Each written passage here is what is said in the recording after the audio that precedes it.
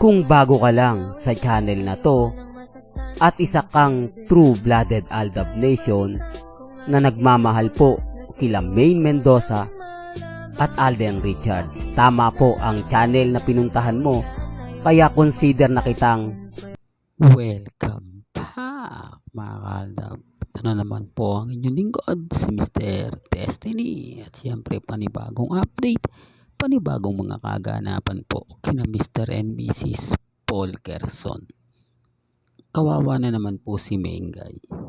Bakit ka mo, Mr. Destiny? Siya na naman po ang pinag-uusapan ngayon. Siya na naman po ang kumbaga sinisisi na mga ilang army, lalong-lalo na nga po ang mga taga District 1 ng Quezon City. Marami na pong kwento ang lumalabas. Marami ng haka-haka at talagang hindi maganda. Sinasabi po kasi nila na kasalanan ito ni Mengay. Dahil lagi nga po nasa social media si Mengay, may mga pagkakataon, may mga time daw na nababanggit niya yung mga Aldab, yung mga fans ng kumbaga yung nakaraan, etc. etc. Yung tipong pinapaasa daw po ang fandom ng Aldab Nation. Medyo nakakalungkot po para sa atin yan. Di po ba yung mga balitang ganyan? Pero okay lang po yan. Kasi wala pong ibang ibabato ang mga army, kundi ito lang. Di po ba? Kasi si Mengay po yung nasa social media. Ang ibig kong sabihin mga kaaldab, si Mengay yung may kakayanang sumagot. Si Mengay kasi yung laging nasa 8 Bulaga. Si Mengay kasi yung laging unang topic po. Dahil hindi na nga naman po talaga masyadong gumagalaw ngayon si Congressman Arjo. Pero active nga po raw ito sa District 1. Normal lang yun magiging active. Kasi kailangan niyang pahupain ang galit ng mga ilang residente po yan. Lalo na po yung namatayan, yung binaha. Hindi po ba? Kaya talagang doon siya nakapokus. Normal lang yun mga kaaldab. Siyempre yung mga nabigyan ng biyaya, nabigyan ni Congressman Arjo, yan po yung magre-react na tagapagtanggol po niya. Siyempre alanganin sisihin mo yung isang taong nagbibigay ng biyaya sa'yo. Alanganin isisi mo, di po ba, sa pamilya niyang Atayde. Doon ka nakakuha ng ayuda. Para lang klaro, kasi sabi ko nga po sa inyo, yan ang pinupush po ng mga army na dapat nga po raw magsalita na o basagin na ni Mengay yung katahimikan. Magsalita na siya at sabihin niya na maganda pa yung relasyon nila ni Congressman Arjo. Maglabas daw po siya ng mga photos, mga video na kumakain sila. Di po ba yung kumakain sila sa labas, yung sobrang sweet nila sa pamamahay, yung pinagluluto ni Mengay si Congressman, di po ba? Dahil alam naman po natin na si Maine culinary artist yan, di po ba? Na kung saan talagang masarap magluto. Common sense na lang po sa mga hindi nakakagets o naiintindihan yung sinasabi ko. Alam na alam ng mga army niyan kasi subaybay po nila yan Subaybay na nila talaga si Mengay at si Congressman Arjo. Itong 2020 lang dahil naglabas nga po ng video, di po ba? Tapos nag-guest pa po si Mengay sa TV5 dati. Di po ba? Yung cooking show with Ma'am Helen na kung saan sinabi nga po niya doon na yun nga po yung kumbaga kinuha niyang kurso. Hindi, para lang po klaro, para lang po malinaw. Pero hindi naman po natin yan nakitaan na ginawa niya po kay Congressman Arjo. Isa po kasi yan sa mga kaaldab sa pagpapatunay. Sabi ko nga po yung iba nagre-react na hindi Mr. Destiny pa paanong kinasal? Hindi naman talaga kinasal yan. At yung sarswela lang po yun. O sarswela lang yan Mr. Destiny. Alam na po natin yan. Sabi ko nga po sa inyo kung since 2015 Aldab na po kayo. Alam nyo na yung istorya. Alam nyo na yung kwento. Ako lang naman po kapag sinasabi ko yan, para lang po sa mga baguhan, para lang po sa mga taong dumadaan at bumibisita at mga nagtatanong kung ano nga po ba talaga ang totoong ganap at totoong nangyari. Di po ba? Kaya nga sabi ko, mas madali tayong magkakaintindihan, magkakaunawaan kung aldab ka since 2015. Po ba? Kaya yung mga nagko-komento na parang walang alam si Mr. Testin, hindi po.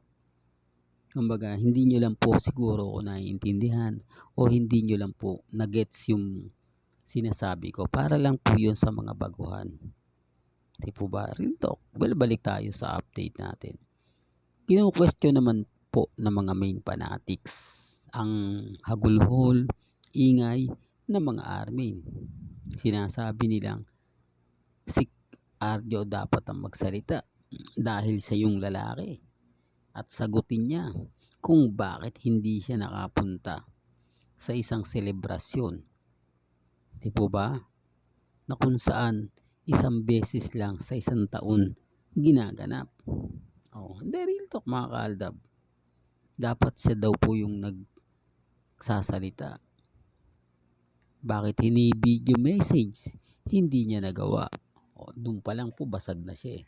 Po ba? Pwede mong sabihin na busy ka. Di po ba? Pero video message, hindi mo naman po pwedeng hindi gawin yan. Gasino lang po yung 1 minuto. Di po ba? Hindi kawalan yan. Parang nag-CR ka lang eh. Parang nag-excuse ka lang, magsi-CR ako. Di po ba? Pagbalik mo, tapos na. Hindi naman pwedeng pigilan yung tawag ng kalikasan. Kaya nga sabi ng iba mga kaaldab, sabi ng mga main fanatics, pag gusto, may paraan. Pag ayaw, may dahilan. Di po ba? Tama naman po tayo na video message lang, okay na. Pero hindi nga po ginawa. Di ibig sabihin may something na. Meron na pong issue doon. Kaya nga sinasabi ng mga main fanatics, huwag ibaling lahat kay Mengay. Although sabi ko nga po sa inyo, ito na yung simula ng bangayan.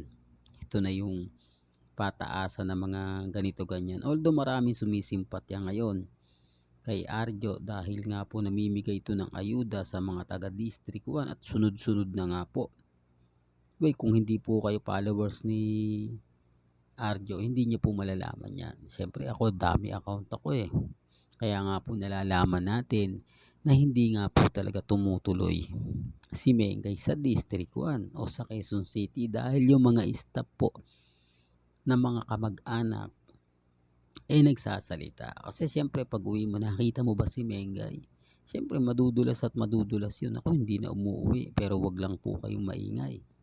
Yan ang sinasabi ko pagka nakakuha ka ng o nakabasa ka ng mga update. May mga taong nagmamayabang. Hindi, alam ko yan, ganito ganyan. May kapatid ako nagtatrabaho. Tinatanong ko siya madalas pag umuwi siya. Nako, may kamag-anak ako nagtatrabaho dyan sa opisina mismo ni Congressman. Hindi naman dumadalaw si Mengay. Hindi namin nakikita. Yung tipong ganun, mga kaaldab.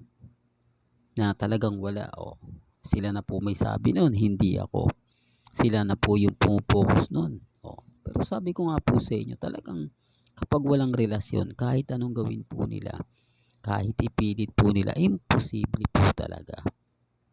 Real talk, alam naman po natin mga kaaldab na simula't simula pa lang, sarsuela na yan. Pero syempre, hindi naman po tayo namimilit. Di po ba? Lagi ko naman sinasabi, may kanya-kanya tayong opinion, may kanya-kanya tayong pananaw, na nirerespeto naman po talaga natin yan. At ginagalang. Di po ba? Real talk mga kaaldab. Kaya dun sa mga taong bitter po sa akin, sa mga naiinis, okay lang po yan. Tanggap ko po yan. At aminado po tayo na parami po sila ng parami sa ngayon. Kasi dumadami naman po ang nagbablog patungkol sa aldab. Hindi po ba? Na siyempre masaya po si Mr. Destiny dahil unti-unti na po natin nakakamit ang tamang panahon. Real talk mga kaaldab. Hanggang dito na lang po ang ating latest updates. Kaya kung gusto niyo pa po ng pinaka-latest at sariwang update, abay tumutok lang po kayo dito po sa channel ni Mr. Destiny para updated kayo sa mga bago at sa mga latest na i-upload po natin maya maya lang. Hanggang sa muli, salamat po sa panonood at pakikinig.